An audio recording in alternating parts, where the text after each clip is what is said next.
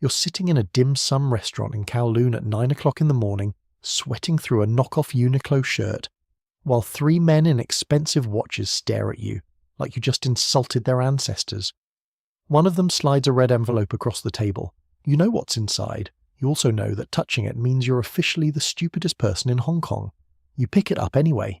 This is how it starts, not with a dramatic recruitment or a moral crisis, just rent money and a spectacularly bad decision made over shrimp dumplings. 6 months earlier, you were a logistics coordinator for a shipping company in Tsim Sha Tsui. Legitimate work, boring paperwork, a salary that barely covered a shoebox apartment in Sham Shui Po. Your job was tracking container manifests and making sure customs forms didn't have typos. You were so unremarkable that your own mother forgot your job title at family dinners. Then your manager, Uncle Chung, started asking you to adjust delivery schedules. Small changes. Container 4427 arrives Tuesday instead of Monday. Warehouse B instead of Warehouse C. He'd hand you cash for the favour, always in red envelopes, always with a smile that suggested declining wasn't really an option. You told yourself it was harmless. Probably tax stuff. Rich people games. Then you saw container 4427 on the news. Police seizure. 40 million in smuggled electronics. Your signature was on the routing document. Uncle Chung called you that night. Didn't threaten. Didn't yell. Just explained very calmly that you were now part of the family business, and the family business happened to be a mid-level triad operation, moving everything from counterfeit designer bags to significantly less legal products through Hong Kong's port system. You had 2 options. Keep helping and get paid, or stop helping and explain to some very interested police officers why your name appeared on smuggling documents for 6 months straight. Mathematics has never been your strength, but even you could calculate those odds. So you became a logistics coordinator for organised crime. Same job, different client base, significantly worse retirement plan. The work was almost identical at first. Adjust manifests, reroute shipments, make sure certain containers bypassed certain inspections. You got better at it, faster, started noticing patterns in how the operation moved. Uncle Chung praised your efficiency, gave you more responsibility, introduced you to his associates. That's when you met the 3 men at the dim sum restaurant. They weren't Uncle Chung's friends. They were his bosses, and they had a special project that required someone with your particular skill set and complete lack of criminal ambition. The project was simple. A rival triad group was moving a shipment through the port next month. High value. The bosses wanted to know when, where, and how. Your job was finding out. You asked the obvious question. Why me? The oldest one, a man whose Rolex probably cost more than your entire family tree, smiled. Because you're nobody. You're not a fighter. You're not connected. You're just a shipping clerk who got unlucky. If this goes wrong, you're disposable. He said disposable the way someone might say affordable. A feature, not a threat. They gave you a contact. A woman named Jade who worked in the rival group's logistics chain. You were supposed to befriend her, gain her trust, extract information. Corporate espionage, except the HR department, carries machetes. You met Jade at a coffee shop in Mongkok. She was younger than you expected, maybe 25, with the kind of tired eyes that come from working jobs that don't appear on LinkedIn.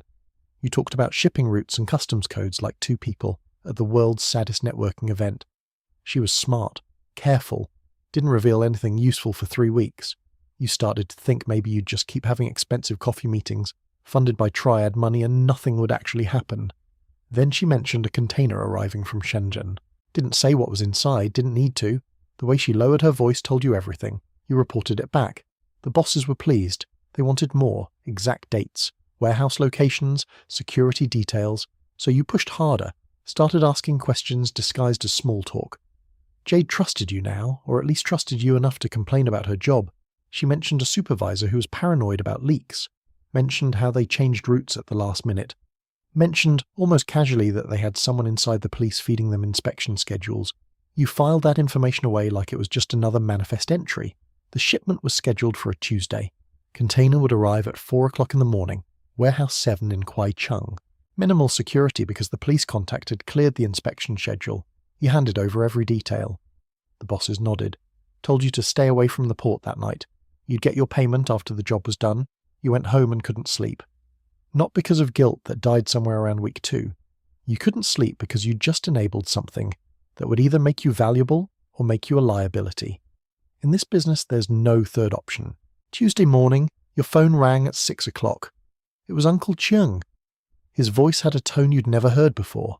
Panic, but trying very hard to sound calm. The job went wrong. Police were waiting. Not the contact, different officers.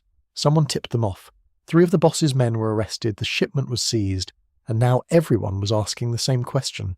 Who talked? You sat on your bed in your shoebox apartment, holding a phone that suddenly felt like a live grenade, and realised you'd just become the prime suspect in your own intelligence operation. The irony was almost funny. You were informing on people while actively working as their informant. You'd accidentally created an espionage loop so confusing that even you couldn't track who was betraying whom anymore. Uncle Chung told you to come to a meeting. Tonight, bring nothing. Tell no one. The way he said it made very clear this wasn't a performance review. You arrive at the meeting location at 11 o'clock at night. It's a restaurant in Sham Shui Po that closed 2 hours ago, but the lights are still on in the back room.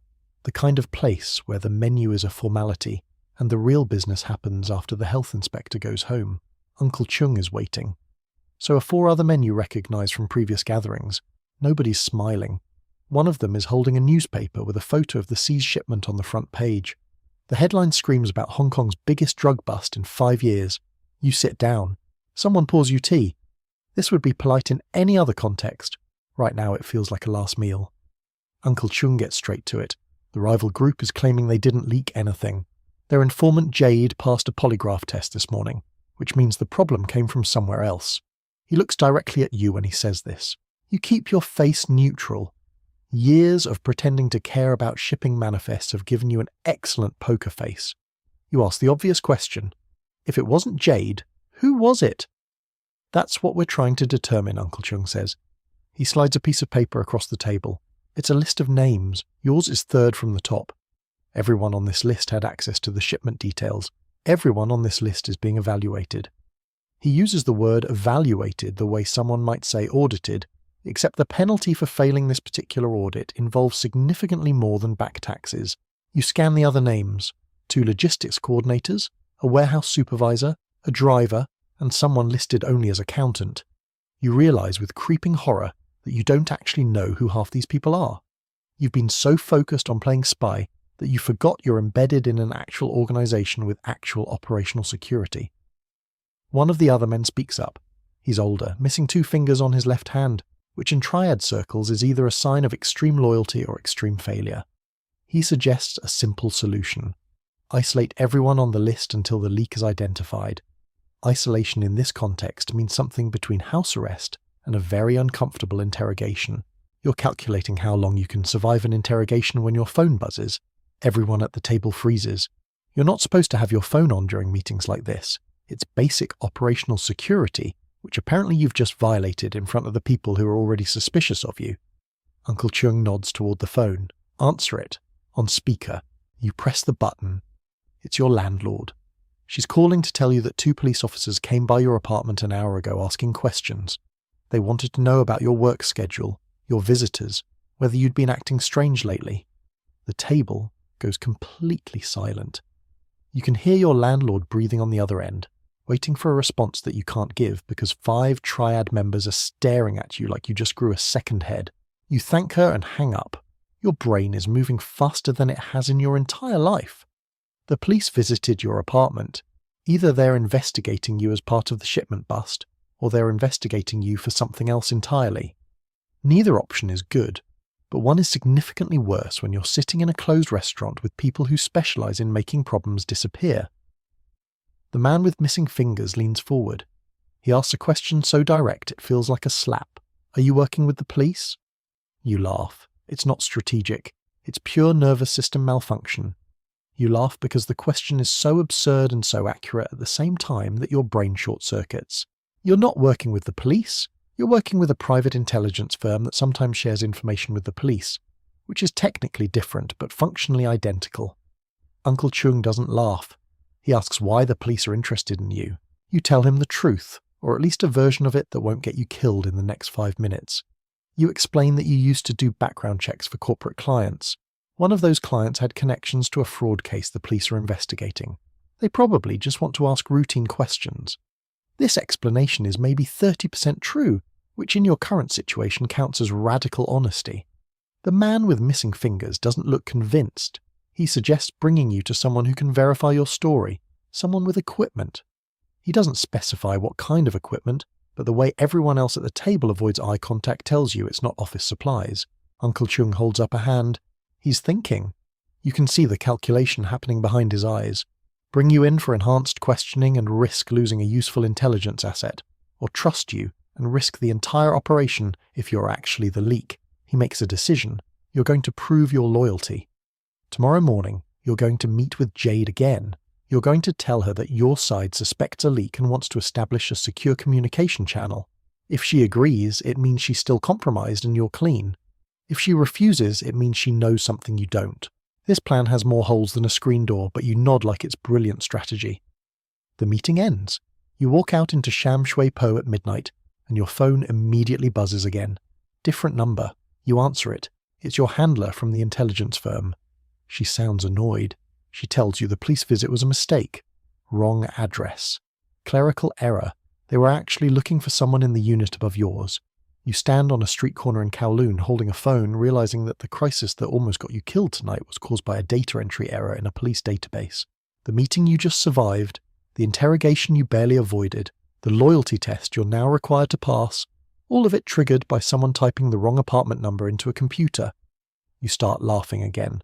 A woman walking past gives you a concerned look and speeds up. You're an intelligence operative whose cover was nearly blown by a typo. You've spent 6 months infiltrating criminal organizations, learning codes, gathering evidence, playing a role so deep you've forgotten what your actual personality feels like. And the thing that almost ended it all was administrative incompetence. Somewhere in your apartment there's a file folder containing evidence that could dismantle 2 triad operations. Somewhere in a police station there's a case file with the wrong address. And somewhere between those 2 locations you're standing on a street corner at midnight realizing that the most dangerous thing in espionage isn't betrayal or violence, or even getting caught. It's thinking you're in control when the entire operation is running on bureaucratic chaos and spectacular luck. You have a meeting with Jade tomorrow. You have no plan. You have no idea what you're doing. Turns out that's been true from the beginning. You were just too busy pretending otherwise to notice. You meet Jade the next morning at the same coffee shop in Mongkok. She orders her usual iced latte. You order nothing because your stomach is doing gymnastics that would qualify for Olympic competition. You deliver Uncle Chung's message about establishing secure communications. You try to sound professional, like this is normal business protocol and not a loyalty test designed by people who solve problems with blunt objects. Jade listens, takes a sip of her latte, then asks a question that stops your heart. Who told you the police visited my apartment last week? You didn't know that. Nobody mentioned that. But your face apparently just did because Jade's expression shifts from casual to very, very interested. She leans forward, tells you something that reconfigures your entire understanding of the past 6 months. She's not working for the rival triad. She's working for the same intelligence firm you are, different handler, same operation. You've been spying on each other while both spying on the same targets. And neither of you knew because operational security was so compartmentalized that the left hand didn't know the left hand existed. The shipment bust wasn't a leak. It was planned. The firm wanted both triad groups destabilized simultaneously. You were the distraction. She was the actual operation. And now both organizations think there's a mole, which means both of you are trapped in a paranoia spiral created by your own employer. Jade finishes her latte, stands up, tells you her handler just reassigned her to Singapore effective immediately, suggests you consider a similar geographic solution. She walks out. You sit there holding a coffee you didn't order, realizing you just got promoted from disposable asset to abandoned liability. Your phone buzzes. Text from Uncle Chung. Meeting tonight. Bring Jade. You laugh so hard the barista asks if you're okay. You're not okay. You're a corporate intelligence operative who accidentally became a double agent in a gang war that your own company manufactured. And the exit strategy is a typo and a one-way ticket funded by money you don't have. You're not trained for this. You're a logistics coordinator who's very good at spreadsheets and very bad at life decisions. And the meeting is in 4 hours.